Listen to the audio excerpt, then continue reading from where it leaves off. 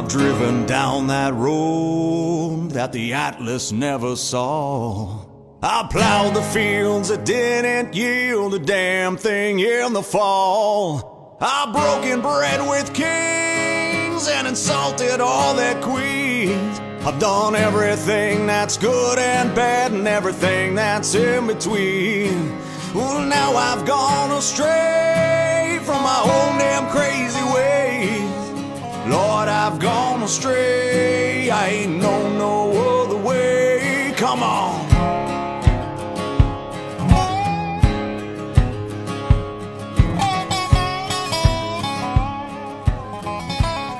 Hey everybody, welcome to the Huddle. We're in the great outdoors. That we are. You know what? Yeah. Smitty, What's hey, up? you know, it's summertime, man. I've got long sleeves on and You know, I was kind of wondering, what the deal is. But hey, you know, we're outside. We got our beach chairs. It's summertime. Why should we be sitting in the studio? You know? So we're in the great outdoors. We're doing the Huddle. We've got great interviews this week, man, that we had. Rick Surtee, who is trying to put together Major League Baseball in Charlotte. The Charlotte Bats is what it's called. You can check him out, his website, charlottebats.com. Check him out. And Colin Reese, man, I'll tell you what, doing some awesome things. Yep. Former Big I, Independence High School. Man, that guy played at the start of when Independence High School football became huge in Charlotte.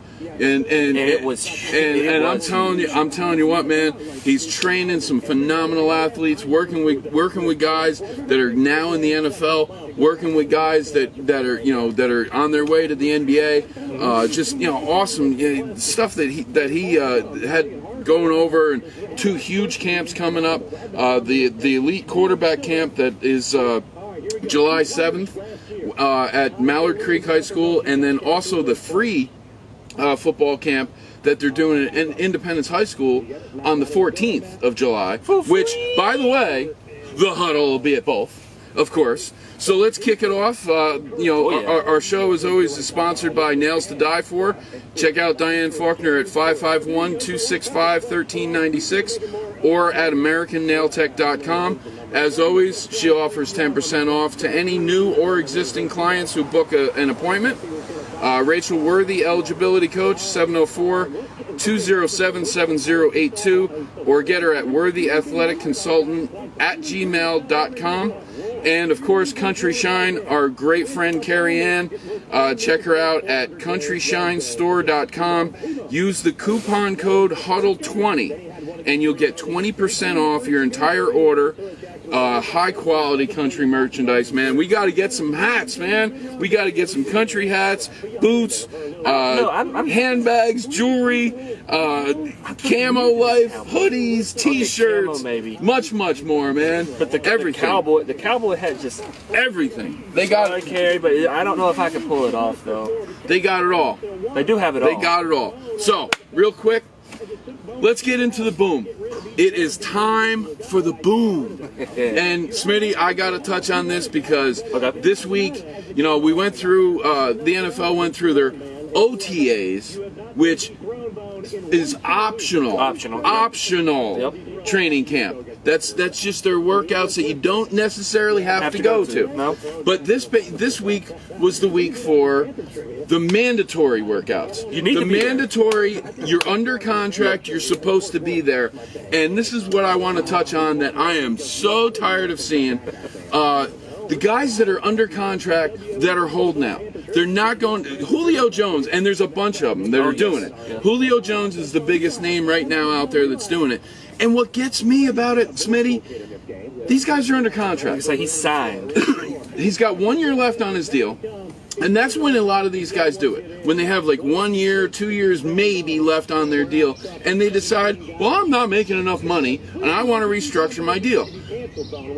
No, you have a contract. Go out and play. It is not my fault. It is not the league's fault. It is not the team's fault that when you sign this deal, when you sign the long-term deal, and you're one of the highest paid players in the league or one of the highest paid players at your position, and then 5 years later, at the end of your deal, you have 6, 7 guys that are being paid more than you at your position. Well, you know what?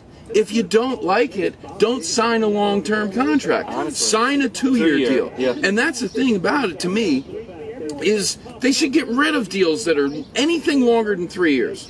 Anything longer than 3 years, because I'll give you a great example, Smitty. Who's that? I go back to baseball days a long, long time ago. Baseball game. There's a guy who's in the Major League Baseball Hall of Fame who was famous for this. Oh, I who think was I know who it is. absolutely famous for being a holdout. So he plays not a holdout. I thought For being a holdout. I thought we were talking about the New York Mets. No. Well, he was a one-time New York Met, but this guy was famous for being a holdout. Every time he didn't like his contract entering training camp, Ricky Henderson. Ricky Henderson was Mr. Holdout. He was never happy with his contract. He was never happy anytime somebody was making more money than him. And he would hold out. You know what? You have a contract, Julio Jones. Everybody else, you have a contract. You signed a commitment to play for that amount of money. And if you don't like the amount of money you're making, you know what? When your contract's up, go get another contract. Yeah. But the thing about it is that's why I hate long-term deals. I understand the need of long-term deals to kind of keep that It's player the security around. of knowing that. the guy's not going to leave. But these players, I think, they're wanting to make sure that they can make as much money as possible. And I don't blame them. I don't blame them either, because their bodies are. I know it says in the Bible that everybody's body is a temple, and they're trying to keep their body in shape, prepared for years to come. Because 30 is now the new 40. Right. Players are done before their prime a lot. Yep. You heard the other day, KD thinking about retiring at 35. Yeah. I mean, I know I'm 4 years away from that. I mean, feel like, and players today in sports are thinking more beyond their playing career and what their future is going to be, especially in football, because of the physical problems that that incur after your playing days. A lot of these guys want to be able to walk around when they have kids and everything play else. with their grandkids. I understand that, and I don't fault anybody who wants to make as much money as they want. Hey, I think I'm worth $1 million at my job too. But you know what? We also have to face reality. And the reality is, if you sign a contract, you play for that contract. You don't hold out and say, well, I'm not playing unless you give me more money. Okay, you know what? Hey, Smitty, you work at Belk, right? I do. All right, go into Belk tomorrow and tell them I'm not coming to work tomorrow unless you give me more money. Oh, see how that works out for you. Peace out, Smitty. Yeah, see how that works out for you. Yeah, I'm gone. Yeah, so I mean that's my thing with that. That's all I got on the boom today. Like I said, we got a few great interviews that we had this week that we're going to play for you. And to close up the show this week, Smitty, we got 2 great events this weekend. Yep. We got the World Cup, which I know you want to. Starts today. I know this is going to be a little later. This starts Thursday the 14th. Yeah, we record on Thursdays, and Smitty's promised me he's going to get the show up this weekend. Sorry, Smitty, I just put a little pressure on you there.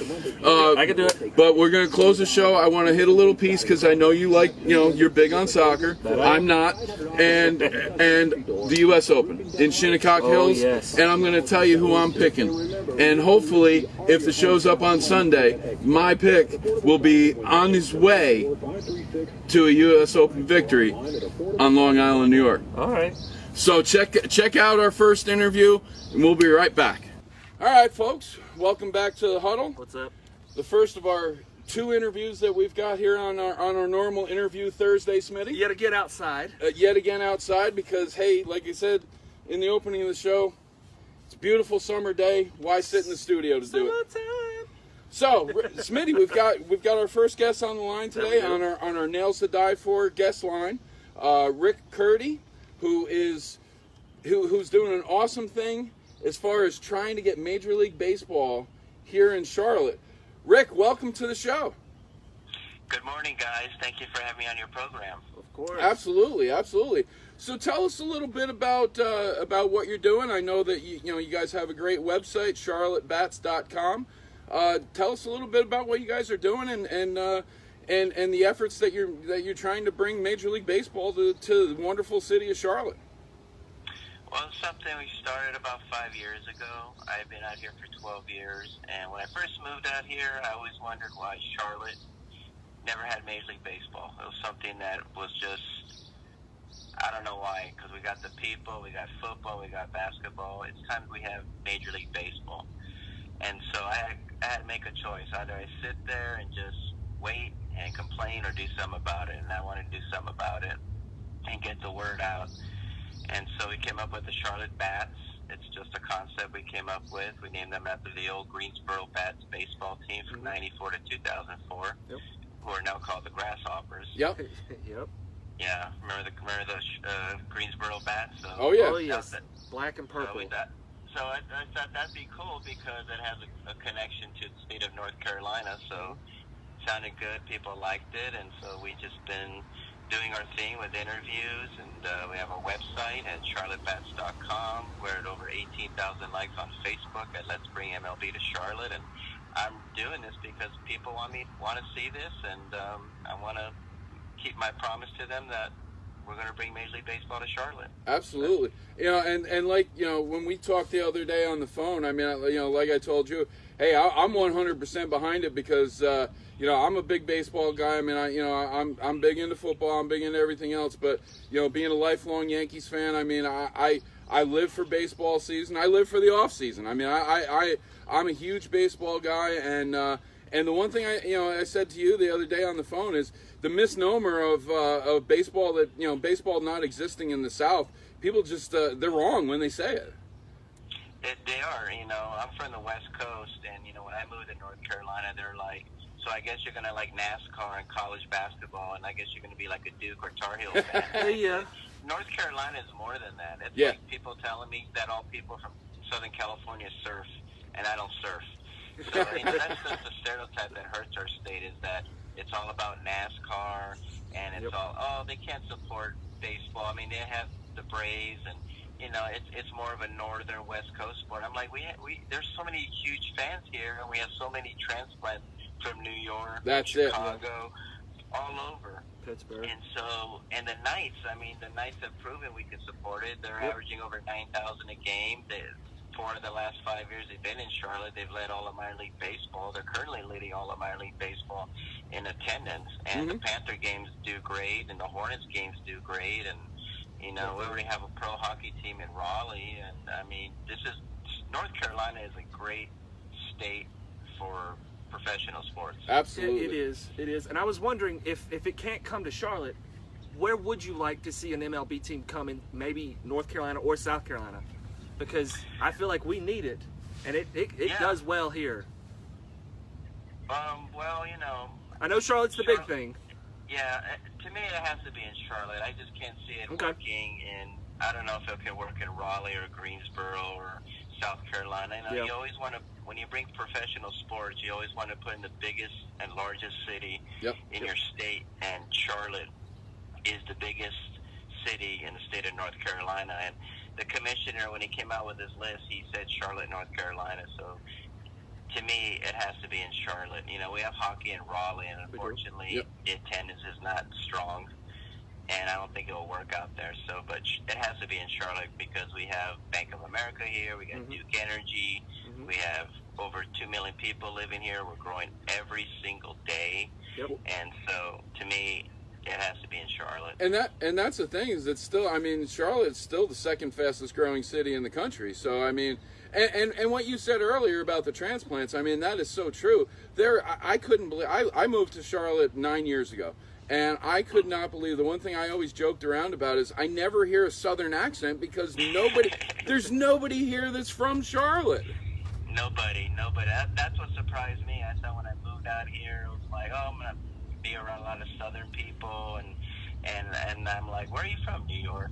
Where are you from? Ohio. I'm like, where are you from? Los Angeles. Like, really? I thought I was the only outsider out here. They're like, no, there are tons of transplants in Charlotte. Very, very rarely do you meet a native Charlottean, and so it's kind of funny. I mean, people are all from Georgia. There's some South Carolina, Tennessee. We have a lot of New Yorkers, a lot of Yankee fans, there are a lot of Red Sox fans. Well, unfortunately, a lot of Red Sox fans.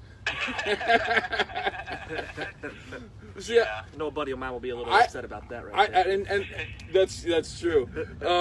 See, the thing about it is, I mean, what I love, and the great news about it, not only the fact that the commissioner has spoken about how great of a city Charlotte would be to have, but the fact that within the next couple of years, Major League Baseball wants to add 2 more teams, and like we talked about on the phone the other day, Rick, I mean, we know Montreal is going to be one of the 2. Oh yeah, definitely. It's set in stone. I've told people this when I've done interviews and told them Montreal's coming back. Oh, but they had a team. Yeah, but their ownership, the guy bankrupted them, and then he went to Miami and pretty much, screwed the whole city out of his new stadium. And then he traded all those good players away to get his new stadium. And then he was telling people that, well, if I don't get a new stadium, unfortunately, I might move to Charlotte or Portland or Las Vegas or wherever. Mm-hmm. And so that was just bad ownership. But they had a team there for over 30 years, and they were incredibly successful. Yeah. And it's just the ownership just let them down. But I have a friend who's trying to bring Major League Baseball back to Montreal. He's a great guy, and I have no problem seeing Montreal back. I know I'd love it to make it more global, so it makes sense to bring another team in Canada. He's also flirted with Mexico City, and like I told people, next year the Red Sox and Yankees are going to play in London, which is, I think, terrific. So we'll see what happens. Hey, I mean, I look at it this way: the more baseball fans you can get around the world, the better. I mean, it's just, I still think, to me, it's the greatest sport in the world. I mean, there's no slight on any other sports because I love pretty much all sports. But just baseball is baseball to me is so much of a family atmosphere. No, definitely. You go to the Knights games, and I mean, it's so much fun. You meet so many. I think it's a great way to bring people together. You see people of all ethnicities, people of different ages. Young, old. I mean, it doesn't matter. Everybody's there. And I think it's a great way to bring people together. It's fun. You eat, you have a beer, you relax, you sit next to somebody, you make friends. And, I mean, it's great going to any type of baseball game, whether it's Major League Baseball, minor league baseball, independent baseball, high school baseball. It's all the same. Yeah, there's no doubt about it. And I got to tell you, I mean, you sent me pictures of the logos and the uniforms that you have up there, and I love them, man. I mean, well, first of all, anything with pinstripes I like. So I mean, I love stripes. I think stripes look nice, and Yankees got the kind of the Wall Street, pinstripes there, and we want to come up with something different. And I always like forest green. It's a good color, and we have a lot of very green here in North Carolina, so I think it goes together and kind of bring back the old uniforms. Remember the old Pittsburgh Pirates in the 60s when they had the dark sleeves, like Bill Mazeroski? I want to go back to that old style. So, and I want it to be something visual. I just didn't want to just say, let's bring Major League Baseball. I want to say, we came up with the Charlotte Bats. Here's our logo. Here's our petition. And once people visualize it and see it, then they're like, wow, I definitely can see this working in North Carolina. Oh, it definitely pops. It definitely pops to the eye. So, but we're kind of up against it a little bit right here. But so what I want is give us, I know the website. Just give us the website and also your Facebook page. So that way everybody who hears us can go check you out. And then Smitty's got one last question for you. And let us know what we can do to help you bring MLB to Charlotte. Let all our fans know. Just go on our website at www.charlottebats.com. You can sign our petition. Just tell people all around you about what we're doing and stuff like that. And say, hey, there's this nutty guy in Charlotte that really wants to bring Major League Baseball in Charlotte. And hey, the commissioners wants to bring it. He's mentioned Charlotte numerous times, and just tell all your friends and family and spread the word around. Absolutely, man. Give me. I'll tell you what. Give me a 30-second answer, real quick. Why will Major League Baseball be successful in Charlotte? Charlotte is one of the fastest growing cities in the past 30 years. Currently, North Carolina is the 9th fastest growing state. We already have Major League Football, the NFL football. We already have NBA. The Charlotte Knights minor league team is #1 in attendance. We have so many transplants moving here. We're the second largest banking community with Bank of America headquartered here. We're one of the largest energy companies in the world with Duke Energy. And people are moving here like crazy because it's very affordable, it's family friendly, and this is a great way to bring money and bring jobs. And my next goal is to contact Governor Roy Cooper, who's a huge sports fan, and I think Governor Cooper would love the idea of Major League Baseball coming to North Carolina. Absolutely. Hey, Rick, I got to tell you, man, we appreciate having you on the Huddle. You're more than welcome to come on anytime. You know how big of baseball guys we are, and we will do anything we can to support the effort to put Major League Baseball here in Charlotte, because I'd love to see it. I'd love to have a stadium somewhere close where I can go to games. So we're on board. We're here to help. You contact us anytime you got something going on and you need to get the word out. I appreciate it, guys, and thank you for having me on your program, and thank you for the support.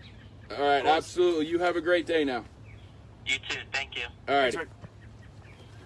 Well, I'll tell you what, Smitty. I mean, like I said to Rick at the end, and we had Rick Curdy on, the organizer of trying to get Major League Baseball here to Charlotte. CharlotteBats.com. You can check them out.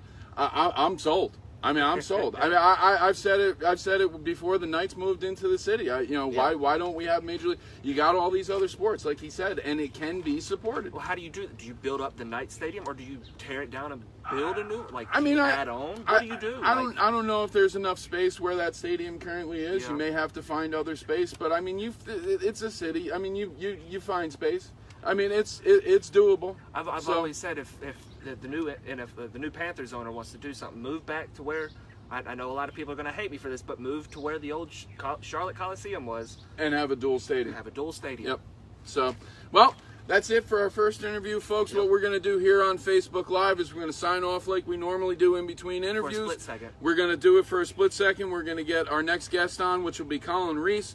And he's got some awesome things to talk about, some football camps that he's got going on. Yep. So we'll be right back with that. Kinds of things. All right, so we're back on the Huddle, our live interview Thursday as always. Yep. Great interview, our first interview with Rick Curdy with the Charlotte Bats. And now we've got a great local guy. Yep. Played his high school football at Independence High School. Big Eye. He was... And he's gonna laugh because he's a little bit modest, but he was the start of Big Eye when Big Eye became a power in Charlotte football. The tough independence. So we've got Mr. Colin Reese on the line. How you doing today, sir? How you doing? I appreciate the credit, but even though I don't take credit for myself, me and my quarterback and a couple other guys that had that desire to make Independence big-time program and put it on the map. We all came together and put in some work, and those guys deserve a lot of credit also. Oh, absolutely. There's no doubt about it. I mean, it certainly wasn't totally a one-man effort, but I mean, the guys that you had the fortune to play with at Independence, and to build that huge history of what still exists today at Independence High School. Most definitely. So you got some great things going on coming up in the month of July. Tell us a little bit about the two camps that you have going on. Yeah, well, my first one is on June 7th with my former quarterback from Independence, C.J. Lee, who's now assistant director of pro scouting with the Houston Texans. He's been a scout in the NFL for about 9 years, so we're coming together to try to put on a camp, a passing expose for the local guys in the area that's looking for an extra opportunity to get some exposure, in front of some college guys. Well, college scouts. There won't be any college scouts present, but CJ his knowledge and his background from scouting, I'm sure he'll be represented pretty well. Absolutely. And has access to the coaches that all these guys want to get in contact with. So we're really looking for some under-the-radar guys. There won't be a lot of testing going on. It'll more so just developmental work. It'll be a mini camp style setting, fast-paced. It's for all skill positions in high school, offense and defense. So what we plan to do is get these guys in a setting where we can really see who can really play football. Not a lot of just running Right. Who can run around, who can cover, who can throw, who knows the game, what kind of IQ they have. So I'm blessed to be in this position as well as CJ. You know, we came up here and we watched Charlotte grow from when we wasn't getting exposure to now to, you know, everybody knows. Not everybody, but we're pretty known. You know, we're not Florida, Georgia, or Texas, and not even South Carolina, but I feel like we're on the verge of becoming that. But see, that's interesting. You know, not to cut you off there, but see, that's interesting that you say that, because the thing about it is, and I've said it in the 9 years I've lived down here, and probably even before I lived down here, is that it is possible that this area, in the Charlotte area and the North Carolina area, can become similar to Texas and California and Florida and even like the Virginia Beach area, that they can become that big if we can get them the exposure. They're just not getting the exposure. Yeah, I remember when me and CJ were coming out, it was kind of like conquering the world. We actually had to get out and we went to about 5 or 6 camps. This was around the era when Tom Lemming was first coming out, Tom Lemming Prep magazine, and it took a lot for us to go out and get recognized because they wasn't really beating down the door coming to Charlotte to see what kind of talent we had. And now I say 20-some years later, it's a lot that has changed. You know, you got guys like Jair Alexander going first round. You know, within the past couple of years we've had, man, a lot of guys go first, second, third round and just get drafted in general. So Charlotte is really being represented in the NFL and in big-time college football. And it wasn't popular.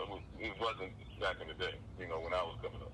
And the thing about it is, it's about time. You know, it's about time, because high school football in the Charlotte area alone, not just saying the whole state, but the Charlotte area alone, high school football is huge, and there is a ton of talent. It is. It really is.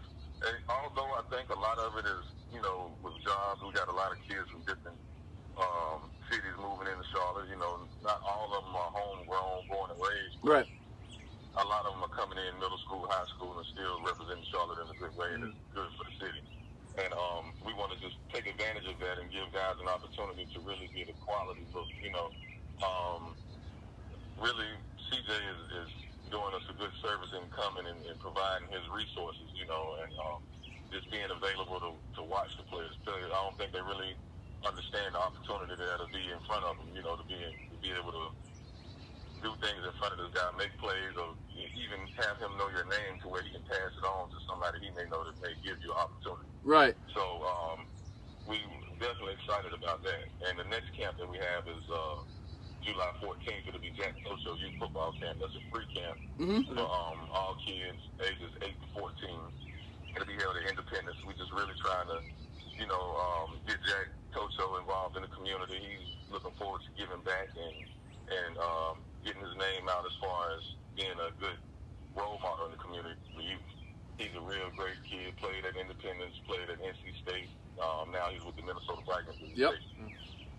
And that's the thing is, I mean, you look at these area kids that they're moving on and putting on a pro uniform, you know, and when they get to come back, I mean, I think it's awesome when, you know, when we get to see kids like this, that they come back and put their time into the community, you know, and appreciate the fact that, you know, guys like you and CJ and you know, and their predecessors who came back and gave their time back, they get it. It's in their head. They understand, you know what, it's important what I'm doing in my life, but it's also important to go back into my community and make sure the next generation of athlete gets that same opportunity.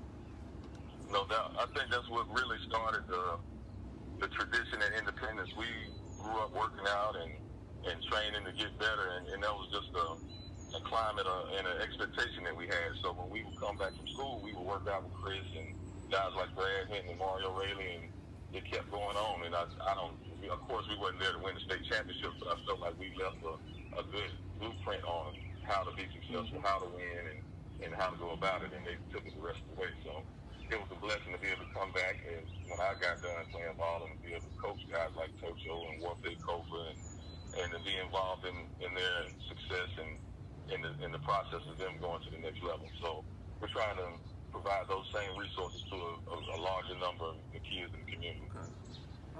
And the thing about it is, it's a matter of pride, man. I mean, you know, Yeah. I've been in Independence High School. I've been at the field. You know, I see the plaques, I see the flags, I see the signs. You know, and when a young man, you know, straps on a helmet and shoulder pads and walks out on that field for the first time, you know, they got to hold their head up high and say, hey, I'm a Big I, man. I got to hold up that tradition. I can't let those other guys down.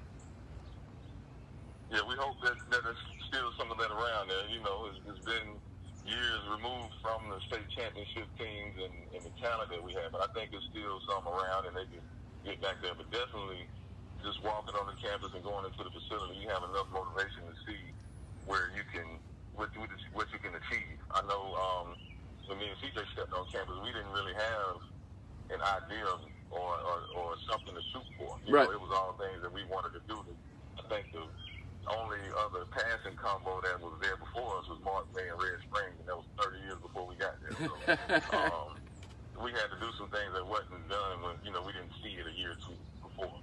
So it's a blessing to be able to look back and see the things that happened after we left, and success to Chris and Joe Cox and DJ McFadden and Anthony Carruthers and the other listed receivers that came from that, Mario Rayleigh, Brad Hinton, Eric Lyons, Muhammad Massaquoi, Hakeem Nicks, Jason Barnes, and the list goes on. You know? Yeah, it does, and it does go on. That's the thing, is it does go on. And recently, Austin Duke, and you know, I mean, guys that, you know, I mean, phenomenal players that have come through the system and through the area. I mean, it's something that, like I said, you know, us talking, you know, last night on the phone, and you know, the more we get the word out, the more that we can build it back up, not only just at Independence, but the whole area. Most definitely the whole area. I mean, it's a lot of watered down football going around between youth football, 7-on-7, and just it's a lot. And I don't think kids have enough time to properly develop and prepare to get to the next level. Right. I mean, it's more playing than preparing to play. Mm-hmm. So we're trying to, you know, provide some resources to really give them development and the proper tools where they know it's not hit or miss. They're going directly to the source and they're getting the job done, get the things done that they need to get to the next level. I mean, you look at guys like Tocho and Zaire, guys that went from high school to college and directly to the pros with no hiccups. You know, it's not because they were just the best talent. They had good advice. You know, They worked with the right people. They did the right things and just, you know, stuck to the process. If you trust the process, it's going to take care of itself. But it starts at the grassroots level. It starts with getting the proper work in, linking up with the right people, getting in front of the right guys, and make sure you get the proper exposure. Well, I gotta ask you something on that level, you know, because I know you work with the kids, and you know, and I know you work with them as far as the proper training, the proper mindset, and everything. How much do you get involved with talking to the parents and making sure that the parents are also conveying the right message? Yeah, definitely getting in contact with the parents and getting involved and letting them know. A lot of parents don't even know the process that it takes to.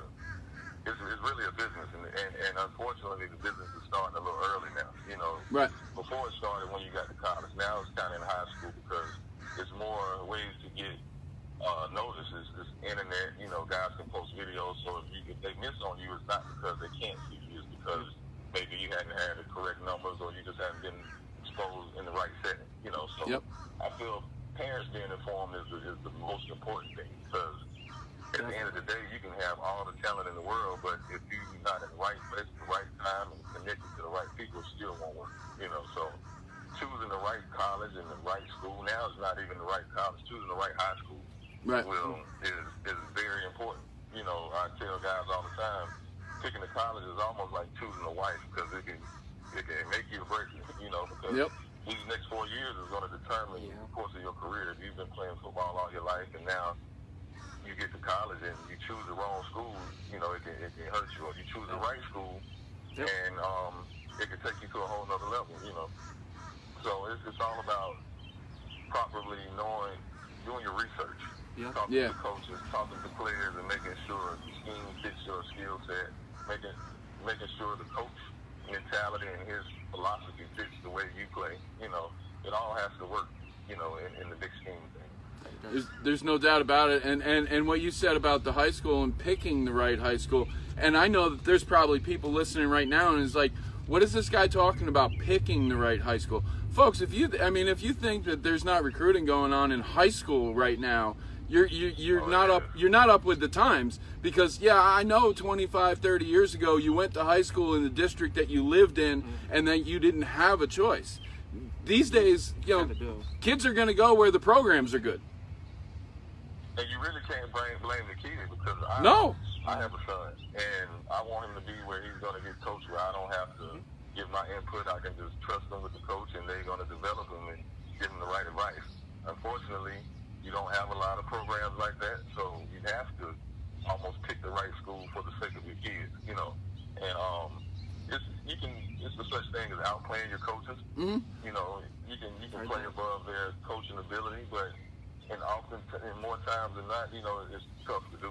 And if you're not an exceptional talent and you just got freakish ability, it's hard. But if you're an average player that has college playing ability, you can play at some level. Your coach is very important, in your development and you getting to that next level. So if the parent is not informed and the coach is not informed, then the kid is probably not going to make it. You know? And the college recruiters want to see these kids playing in good programs, because they don't want to see them just playing they're the one big star on the team, but that's not what they want to see. No doubt, they want to see polished players. You got a lot of guys coming out of high school with NFL measurables already. They run in good 40s, their routes or their skill set is polished, and if you're not, and if you're not developed, then you're going to fall under the radar, And that's not even talking about Division I school. That's even Division II. Yeah. So you got a lot of guys that used to be D1 subdivision falling down to Division II.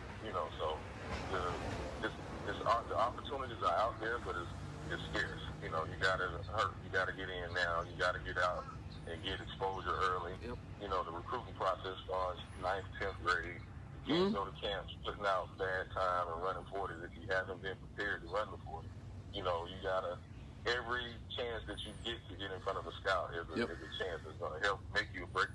And so the key to those situations is making sure you're prepared and putting in the work in the off season to be prepared when those opportunities come.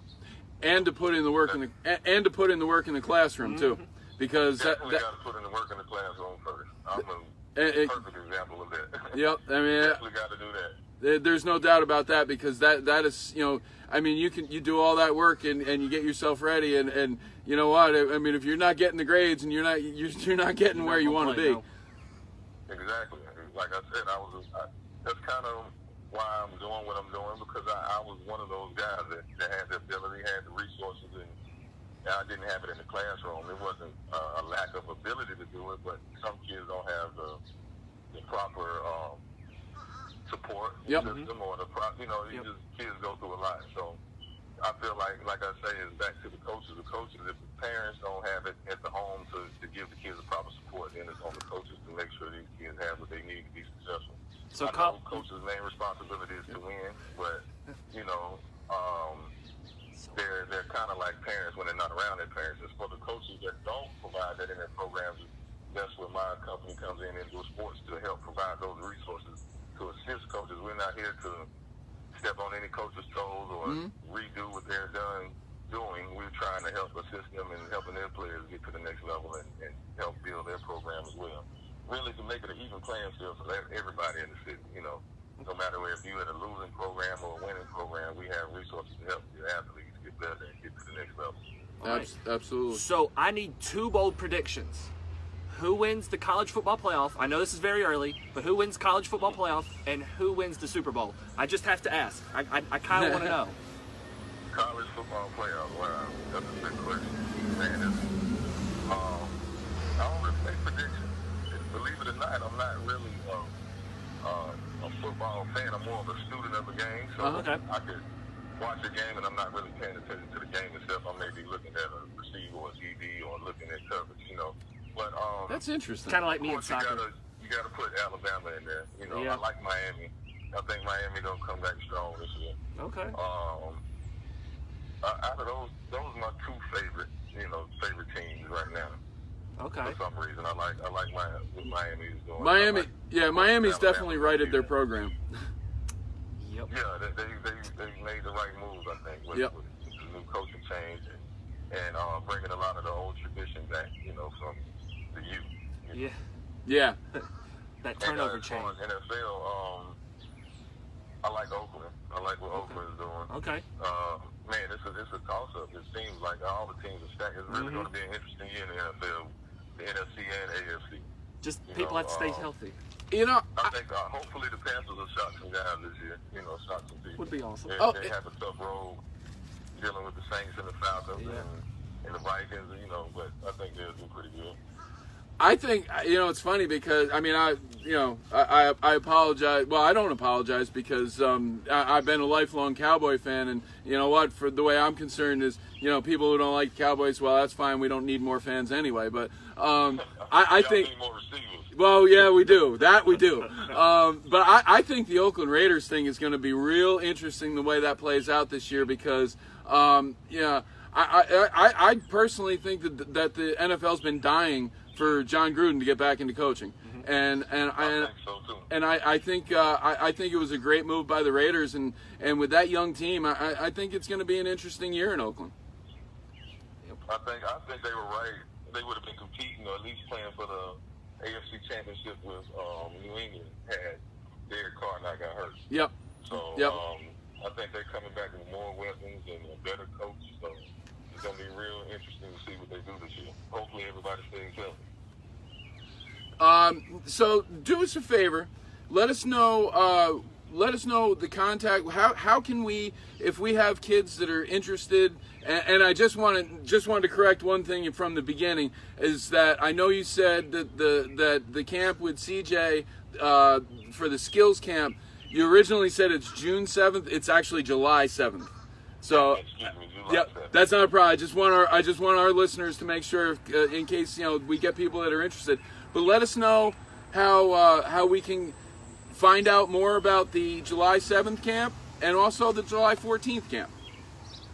Okay, you can go to my website at www.indoorsportsperformance.com, or you can go to my Facebook page, Indoor Sports Performance, or my Instagram page at Indoor Sports. Okay. So each social media or each outlet has information on how you can register or sign up. You can go to Jack Tocho's page to register for his camp. That's at Mojo Tocho on Instagram. And my contact information is 704-258-7336. You can call me to get information about either camp or training. And also now they can go to the Huddle because we'll also have the information on our page, and it'll stay on our page, so they can also check us out there because as we talked about in our pre-interview phone call, we're going to do some big things together, my man.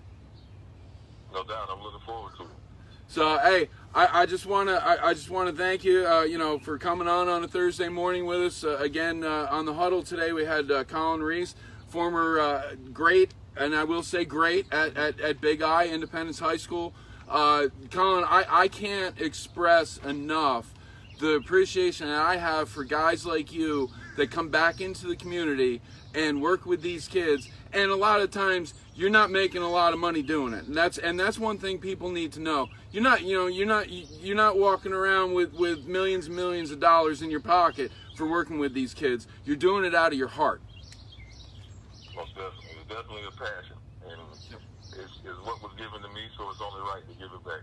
Absolutely. So I appreciate your time. Thanks for being part of the Huddle with RB and Smitty. Yep. And we're going to talk soon. And I know for our viewers and listeners, be on the lookout because we're going to have a lot of stuff coming up, and we're going to be at both camps, and we're going to do shows from the camp. Most definitely. I appreciate you. Thanks for the opportunity. All right, my man. Tom. You have a great day. You too. All right. Well, I'll tell you what. Well, let's finish it up before I turn it. I was ready to go. What am I doing? Beep. So But no, I mean, that's the guys, and that's the guys we want to be associated with the Huddle, because we've said all along, we say it every week on the show, our mission is the kids. Yep. Our mission is to work with these kids and to make sure that they're not falling through the cracks. Yep. I when I did the pre-interview on the phone, which I do all the pre-interviews usually the night before the actual interview, I could have talked to Colin for hours. About the work that he's doing, and the players, and the things that we're going to do in the future in the Huddle. Going to these camps, and folks, contact us like Colin did. I didn't reach out to Colin. He reached out to me after I sent messages out and made some contacts. But send us these messages. Let us know about great stories. Let us know about these people that are working in the communities with the kids. So please let us know. I mean, it's a great thing, and if we can get, he mentioned, that the Charlotte and the North Carolina area isn't necessarily, the hotbed like Texas or California or Florida that we know so much about, and the Virginia Beach area, which is incredible as far as high school sports. I mean, about Virginia Beach. people don't even understand how many pro athletes, David Wright and the Vicks and the list can go on and on in multiple sports. These kids that came from the Virginia Beach area. We can make the Charlotte area. The talent is here. What's lacking is the exposure. I understand the exposure, but I feel like with North Carolina being a basketball state and Texas being a football state, well, we have to kill. It has to be. You have to kind of bring that football mentality that Texas has, where the kid gets born, football is being put in their crib. As they're being put into their mother's arms. That's the misnomer that we need to squash. We need to get out that this is only a basketball state, because it's not only a basketball state. When you look at the talent that comes out of you know what the problem is? The problem is these kids aren't staying in state. School, they're not staying in state. Sorry, when they go to school, they're leaving and going out of state to bigger and better opportunities, because the colleges right now are not in the Carolina area. The NC States, the Tar Heels, the App States, they're almost there. Almost there. All these schools are not looking in-house enough. No. And we need to get them to look in-house by getting them the exposure that they deserve. Yep. So, well, that's it for our Thursday morning interviews. Woo-hoo. Obviously, you can check out the show, check out the Huddle this week, and we're going to have our two great interviews with Colin Reese that we had on about the football camps, and also Rick Curdy with the Charlotte Bats. I can't wait for Major League Baseball in Charlotte, man. When Major League Baseball expands to 32 teams, which they want to do in the next couple years, and we already know that Montreal is going to be one of the ones, because it's got to happen. It does. Montreal has got to get Major League Baseball back, but the second city has got to be Charlotte, because I agree with what Rick Curdy said. When you look at the city of Charlotte, when you look at this area, Major League Baseball belongs here, because it will be supported. It's like I talked to Rick on the phone yesterday about it. You're so close to the South Carolina border, and you have such a big region of people that would come. When you talk about professional sports, people don't just come that live 15 minutes away. No, they come for hours. They will come for hours and watch it. And if there's Major League Baseball here, believe me, folks, they will support it in Charlotte. And baseball does exist in the South. If you build it, they will come. That's right. So with that said, we're done on a Thursday morning. Check out the Huddle this week. Check out some great things that we're going to be doing in the future, and we appreciate everybody that gets involved in listening. All the folks that watch, just a few to name that I noticed going, through the list. Rick came back and watched on the second interview. Pastor Theo Schaefer's been watching. Robbie Addison, everybody that has been watching and checking us out. Gordon Fraley checks us out all the time. Ruben Lindo, the list is going on, and our numbers are building. As of today, we're up to 314 followers. Let's get to 3,000 real quick. Ooh. Check us out on the Huddle. And we're back on the Huddle, RB. Smitty. And we're ready to close up the show, man. What an awesome time we had this week. First of all, doing the show outside in a beautiful summer day. It's only about 120 degrees. And especially in some jeans. As Smitty was saying as we just got back, before we got back on to finish up the segments here, yes, I'm shiny. It's all right. The sun's out. It's about 150 degrees out. But other than that, everything's good. great interviews with Rick Curdy with the Charlotte Bats. CharlotteBats.com. Check him out. Check out their page. Yep. Hey man, let's bring Major League Baseball to Charlotte. I think it would be awesome. I mean, I won't hate on my Braves, but I mean, I'll still pull for my Braves. But I mean, with Charlotte having a team, I mean, it's kind of what I do now with the Dolphins and the Panthers. For me, the more the better. Yeah, the more the better, man. They'll be able to come down. Major League Baseball and the Yanks would actually play here. Yeah. I mean, they would eventually play here. At some point. Whether the team ended up in the National League or the American League, it doesn't matter. They would. I would love to see them in the American League because then I know the Yanks would play here a couple times. But for having, I guess, the Knights being an AL team, they might go National League. Probably go with National League. But that, and then our second interview. Well, we gotta have some background noise. But our second interview with Colin Reese was tremendous. I mean, what they're doing with the 2 camps they have going on, the work that Colin is doing in the community, awesome. So check out more information that we gave you on the show. Their sites. If you're interested in the camps, go ahead and check out the camps. So that's going to be an awesome time. They are July 7th and July 14th. Yes, we did have to make sure because during the interview he did originally say June, and it is July 7th and July 14th. July 7th is at Mallard Creek, and that's the quarterback skill position camp. And that's going to be the big camp. That one's not free. No. And then on the 14th, that's a free camp, and he said from ages 8 to 14. Which is going to be really cool for the young kids to get out.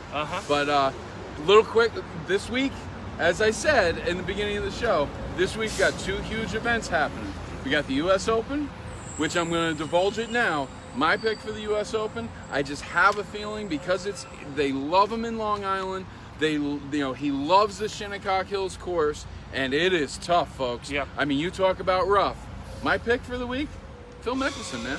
Phil Mickelson finally wins his U.S. Open. I think for me, it's going to be Ricky Fowler until he wins his first major, because that's kind of how it was last year, a couple of years ago when Sergio was this close and never made it, and then last year finally winning the Masters, or was it this year?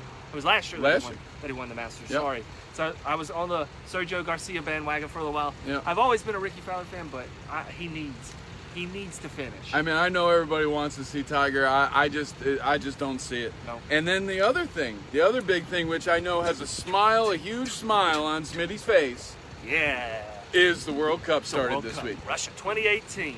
You know what? I gotta give you my little comical spin because most people who know me know I don't like soccer. It is nothing. It is nothing against the people who like soccer. I just don't like it. Here's an example why. One, because when I see a player go down with a fake injury, looking like he got shot by somebody in the stands, I have a problem with it. Sniper. And then 2, how comical is it that a couple of days before the World Cup starts, Spain fires their coach? That to me equates to the Patriots firing Bill Belichick a week before they play in the Super Bowl. Well, I understand the first point and why people get upset about my knee, and they happen to kick on the other leg. It's from being a coach, being a player, it was to slow the game down. If the other team is already about to kick the ball, the player has got that mentality in their head, trying to slow down the game. So if they put it down and play quick, I'm still on the ground. And they're going down the field. Gone. But that's why when you see them, they'll reach for the ball, grab it. Yeah. That way they can't start up. That way they can stop the action. And I've always heard as well, there's not enough goals. Right. But for me, but see, that part doesn't bother me. I love that I'm not that guy. 0-0, 1-1. I love that. I'm not that guy because the thing about it is I love hockey. Yeah, you like the possession part. So I am not the guy who says, "Oh, I hate soccer because they never score." They don't score. They don't score in hockey a lot. So I mean, that is not the reason. No, I guess maybe it's the fat white kid thing. I didn't like running around. That could be it as well. Maybe that's what it was. I remember, I think I did not that I did a study, but I had to wear like a pedometer thing. I think I was running 6-7 miles per game. Wow. Because just even jogging like this and walking, I was picking up, like, it's crazy. Well, it's kind of funny because you say that, and we got to get going real quick, but you say that about the pedometer thing. Did you know the one sport that you actually do more walking in than almost every other sport is bowling? Yeah. Really? Yep. It's the... Yep. Sorry, it's the back and forth. It's the back and forth. Yeah. If you bowl 3 games, you actually walk just as much as in any other sport. Wow. Just throwing that out there. But we got to wrap it up. Folks. Again, thanks to our interviews. And finally, thanks to our sponsors, Nails to Die For, Diane Faulkner at 551-265-1396. Get her at AmericanNailTech.com. And don't forget about her 10% discount. Rachel Worthy, eligibility coach, 704-207-7082, or get her at worthyathleticconsultant@gmail.com, and also Country Shine, wonderful Carrie Ann. Catch her at countryshinestore.com and use the coupon code HUDDLE20 for your 20% off your entire order, which includes unbelievable country merchandise. Smitty, that's it, man. That wraps up another show. We'll have a lot more fun next week. I've already got 2 or 3 interviews lined up. So we're just lining them up left and right, and we're really looking forward to the work that we're going to be doing at the camps coming up in July, and also the WEA camp that we're going to do, the basketball camp that we're going to do in a couple weeks. So that's it, my man.